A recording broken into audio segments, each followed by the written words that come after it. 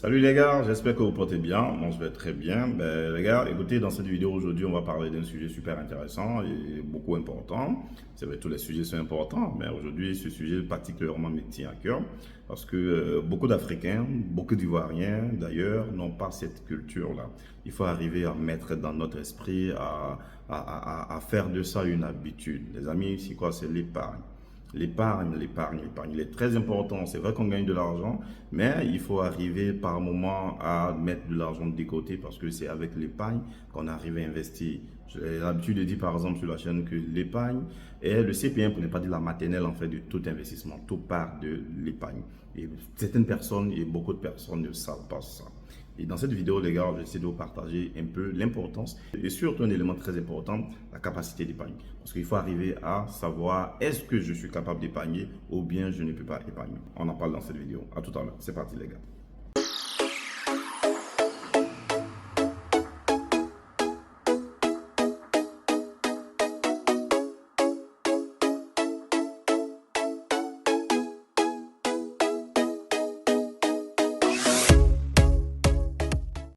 Salut à toi, si tu découvres cette chaîne pour la première fois, sache que je suis Noël Kouassi, je suis entrepreneur, je suis aussi investisseur.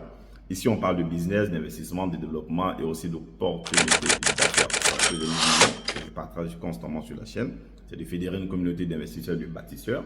Parce que c'est ensemble qu'on est fort, c'est ensemble qu'on arrive à faire de grandes choses, c'est ensemble qu'on arrive à réaliser des projets beaucoup plus coriaces. Donc, si ce sont des thématiques, ce sont des choses qui te disent, ben écoute, n'hésite surtout pas, tu peux déjà t'abonner à la chaîne et aussi partager autour de toi.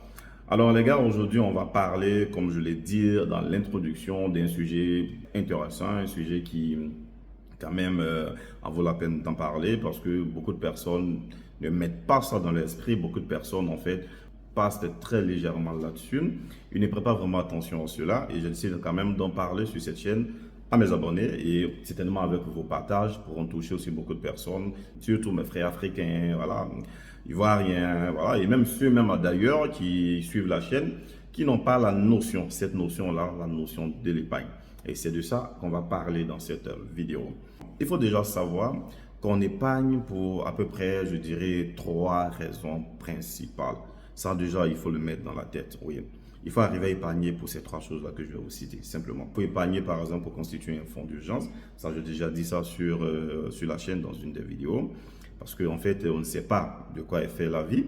Donc, pour tout ce qui est comme imprévu, tout ce qui est comme aléa de la vie, il faut arriver à dégager de l'argent pour ça. Donc, il faut arriver à le faire. Et généralement, on vous conseille en fait d'épargner à peu près entre 3 et 6 mois de revenus ou bien même de salaire pour constituer vos fonds d'urgence.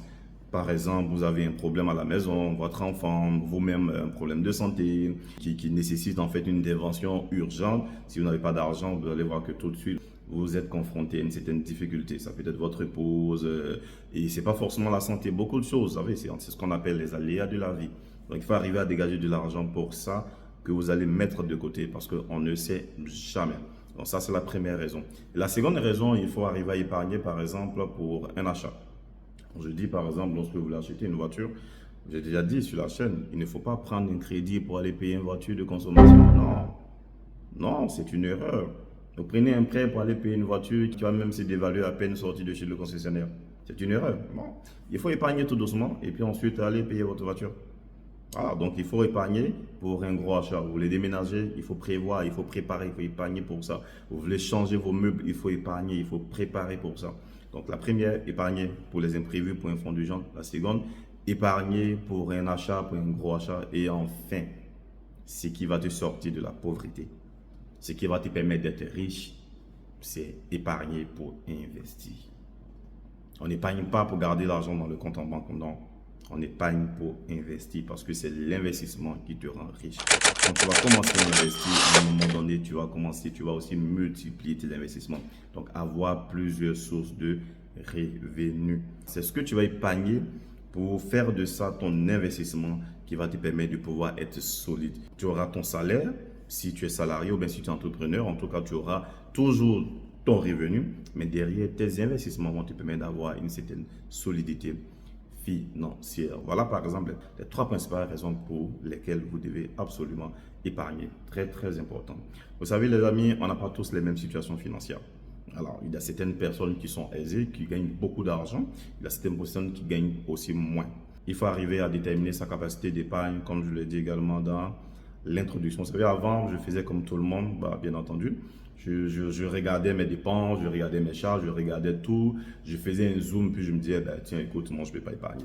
Parce que tout ce que je vois là, je ne peux pas épargner. Il a fallu que je change cette manière de voir les choses et je crée une forme d'habitude en moi parce que j'ai compris que c'est avec l'épargne que je pouvais faire beaucoup de choses. Non pas forcément avec les crédits. Parce que le crédit, en réalité, plus tu en prends, plus tu t'appauvris. Tu t'appauvris. Je dis bien tu t'appauvris. Donc évite même le crédit. À la base, si tu peux, vis sans crédit. Attention, crédit qui te fait sortir l'argent de ta poche. Ouais. Crédit qui fait sortir l'argent de ta poche. Mais crédit qui te fait en gagner, il n'y a pas de problème, tu peux en prendre. Comme par exemple, tu fais ton business. Tu as besoin d'un prêt pour pouvoir augmenter, pour pouvoir t'étendre. Il n'y a pas de problème parce que tu sais que si tu prends ce prêt-là, cet argent va te permettre de pouvoir gagner encore plus. Tu peux le faire. Tu es dans le transport. Tu as déjà des flottes qui existent. Tu as besoin d'agrandir. Tu peux le faire. Mais ne prends pas un crédit parce que derrière, tu as envie de te faire plaisir. Non, tu entends des temps fonciers. Donc ça, c'est très important. Et comment, par exemple, arriver à calculer sa capacité d'épargne? C'est pas compliqué, c'est très simple, les gars. Si, pour pouvoir calculer votre capacité d'épargne, vous faites simplement la somme de tout ce que vous gagnez, votre revenu. C'est-à-dire que salaire, si vous avez d'autres investissements qui vous rapportent de l'argent, des business à côté. Voilà, ici en Afrique, en Côte d'Ivoire, on aime bien les business, les petits business à côté et tout. Donc, si vous avez des petits business à côté qui vous rapportent de l'argent, vous rassemblez tout ça, vous faites la somme. Et derrière, vous regardez vos dépenses. Qu'est-ce que vous faites sortir à la fin du mois en termes de flux d'argent? Vous avez les dépenses fixes, les dépenses courantes. Voilà, vous avez aussi les dépenses souvent de loisirs pour vous faire plaisir et tout. Donc, vous regardez tout ça et vous faites également la somme de vos dépenses. Vous faites la somme de vos revenus et vous faites la soustraction. Et ce que vous avez trouvé, c'est votre capacité d'épargne. Il y a certaines personnes tout de suite sur leurs revenus ou sur les salaires qui dégagent 10%. Oui, c'est bien de le faire. Vous pouvez le faire. Il y a d'autres qui vont à 7%, d'autres même vont à 14% en fonction de ce que vous gagnez parce que tout le monde ne gagne pas les mêmes montants. Mais si vous gagnez de l'argent, vous gagnez beaucoup d'argent, il n'y a pas de problème, vous pouvez dégager beaucoup plus d'argent pour épargner. Mais sinon, vous pouvez dégager ou soustrayer vos revenus de vos dépenses et ce qui reste, c'est votre capacité d'épargne. Et il est généralement conseillé en fait d'épargner 70% en fait du montant qui reste. Donc, un exemple pratique et simple. Supposons que lorsqu'on prend vos revenus, salaires et tout, vous gagnez 100 000 francs CFA. Donc, sur les 100 000 francs CFA, quand vous enlevez toutes vos charges, okay, vous vous retrouvez peut-être à 80 000. Donc, vous avez 20 000 francs en fait que vous pouvez épargner, par exemple. Donc, sur les 20 000, vous épargnez 70%, qui sera à peu près 14 000 francs CFA que vous épargnez. Et puis le reste, voilà, vous pouvez l'utiliser pour faire d'autres choses. Ce sont ces 20 000 francs CFA en fait qui représentent votre capacité d'épargne. Donc les gars, voilà un peu quelques astuces que je voulais vous partager. Et si vous arrivez à faire ces soustractions et que vous voyez que votre solde ou bien le montant que vous trouvez il est négatif, ça veut dire qu'il y a quelque chose qui ne va pas. Si vous trouvez que le montant il est zéro, ça veut aussi dire qu'il y a quelque chose qui ne va pas, que vous ne pouvez pas épargner. Si le montant il est négatif, ben, simplement ne vous affolez pas. La seule chose que vous devez faire, soit vous augmentez vos revenus, ou bien simplement vous réduisez vos dépenses pour que vous soyez positif. Parce que lorsque vous êtes positif, vous avez la possibilité ou la capacité de pouvoir épargner. Je le redis encore une fois, c'est avec votre épargne que vous allez investir et c'est avec l'investissement que vous allez vous enrichir.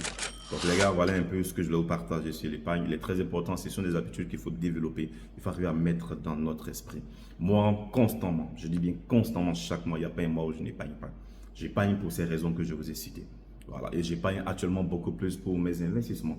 Je vous ai déjà dit dans beaucoup de vidéos, je fais beaucoup de choses. J'épargne beaucoup pour investir. Investir, surtout investir parce que je sais, je connais le secret, je sais que c'est l'investissement qui me rendra beaucoup plus riche et surtout diversifié parce que j'ai beaucoup de choses et j'ai beaucoup aussi de sources de revenus. Donc c'est très important les gars. Donc voilà un peu ce que je vais vous partager. J'espère que la vidéo va vous aider. Vous me dites en commentaire comme d'habitude ce que vous pensez et puis on se retrouve très bientôt dans une prochaine vidéo.